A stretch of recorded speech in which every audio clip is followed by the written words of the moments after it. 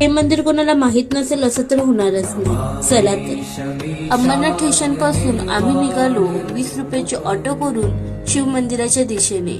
काकांनी आम्हाला अंबरनाथ शिव मंदिराच्या गेटवरही सोडलं. तिथून 5 ते 10 मिनिटाच्या अंतरावर चालत चालत फायनली आम्ही पोहोचलो शिव मंदिरात. शिव मंदिराच्या बाहेर असताना मला एकच असा प्रश्न पडला की त्या काळात एवढी सुंदर शिल्पकला कशी काय केली असेल. फायनली आज दर्शनाला निघालो. दर्शन आमचं मनाला प्रसन्न करणारं असं झालं. आतमधलं वातावरण, तिथली येणारी एनर्जी ती वेगळीच काहीतरी असते.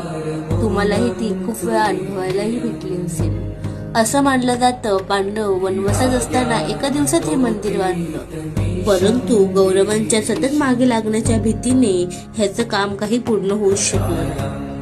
ह्या मंदिराला शिखर नसल्यामुळे अंबर म्हणजे संपूर्ण आकाश ह्या